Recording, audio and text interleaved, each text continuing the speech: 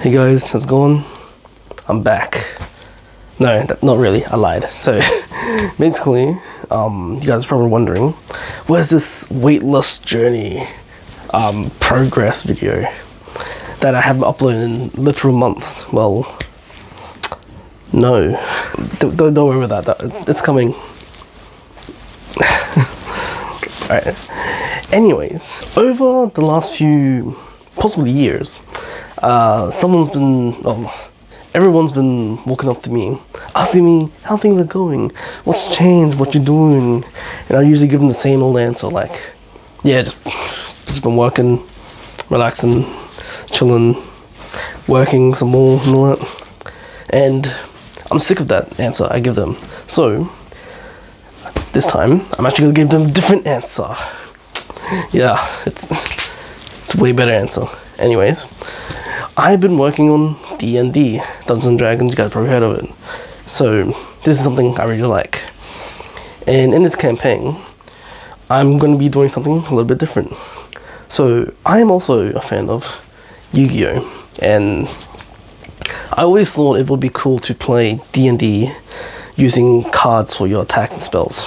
So that's what I incorporated into my campaign that I'm doing right now.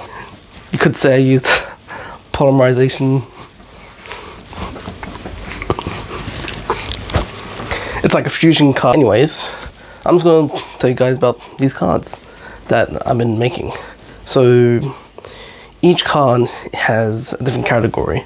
You know, weapons, spells, feats, all that kind of stuff. So I might just like put like a fucking paint picture of stuff on this side of the screen for visual effects, because I don't have them here to hold up to the camera. It's all somewhere else. Yeah. Anyways, so how I plan for us to use them is like, you would have a card, for example, let's say a longsword, you place it on the table and you'd be like, yep, I activate this, or I like to use this weapon, roll to attack, do damage. Same thing for a spell. Put that in a cast, like you activate a spell, roll for damage, yeah. So these cards you would activate throughout the campaign. For example, in a fight, you would either use a weapon or a spell. Say, I want to use this, roll to attack, damage, blah, blah, blah. I really thought it was cool.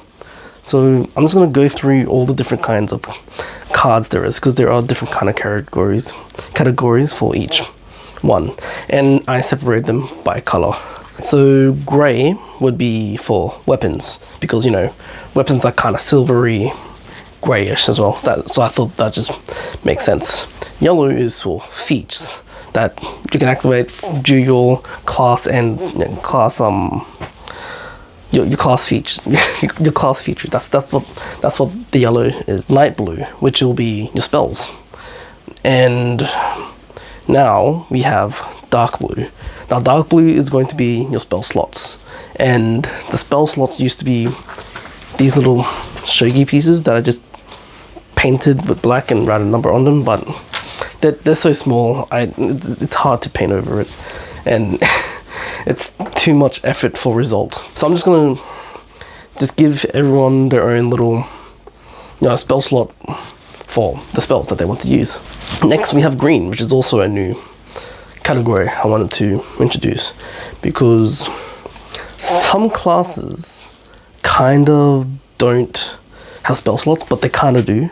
For example, monks, they have key points, which is technically they're basically spell slots, but for monks, or paladins with channel divinity, or sorcerers with sorcerer points. It's a whole different section of spell slots, but I'm calling them class slots, because it's a spell slot for that kind of class. Next will be red. Now red cards are going to be items. That's something I just happen to, it just works out. It works out. Yeah, all of these are going to be incorporated into my campaign, and I've already done some prototyping and all that stuff. It's so far, my players like it. I think maybe they're lying to me, hopefully they're not. It takes a lot of effort to make these cards. Yeah, like, sorry, excuse me. So basically they start off these little white things, and then I paint over it, add the inscription, blah blah blah. It makes the card that I want. It makes the card that I want to make. Now there is another color that I have left out that I have incorporated into my campaign, which is purple. Now purple is spells and or item that basically don't exist in the entirety of Dungeons and Dragons, and it's just stuff that I made up myself.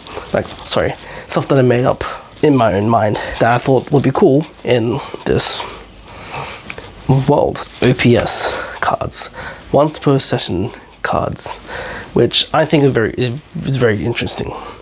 So once a week or once whenever we do a session of D&D, these guys can use this card. It's just pretty like significant boost to their character and or stats, but they can only do it once. Yeah, I think it's a good idea. Yeah, however, I only got like about 6 different OPS cards.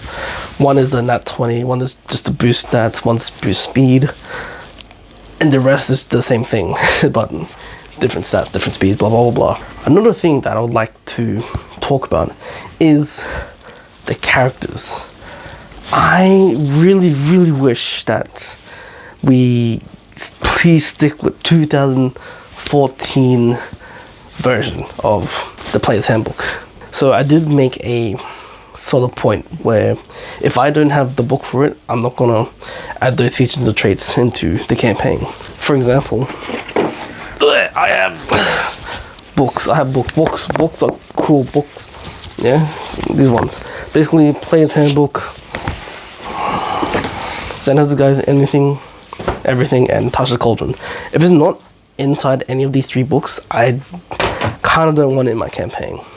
Yes, we can look up the actual books and go into that, but it feels like if I don't have the DLC, I don't want it. You know, does that make sense?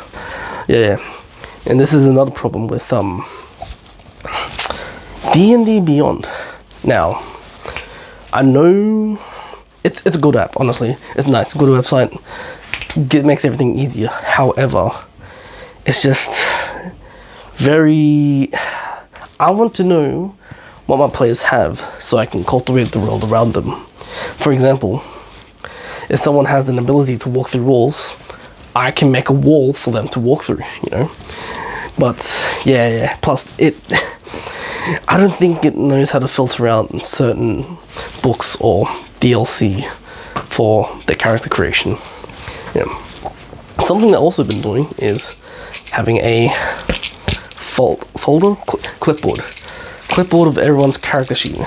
Now, all these character sheets they're my players, but they don't have their own physical copy because they use, you know, D&D Beyond, but that's fine. So this just basically makes sure I can basically triple check everyone's ability, what they can do, what they can't do, if they cheat. Let's say, for example, they cast Shield infinitely over and over again. Trey. Just for example, I'm just saying, it definitely lets me keep track of what everyone can and can't do. That's it for my update, you could say. I'm just somewhat passionate about D&D, and this is something that I thought would be cool to share. Plus, I kind of wanted to make this like a little bit of a update for my campaign, like a 1.1 patch update. Well, anyways, I don't think I have much else to say about my campaign. Yeah, so if you guys are listening, hope you are. My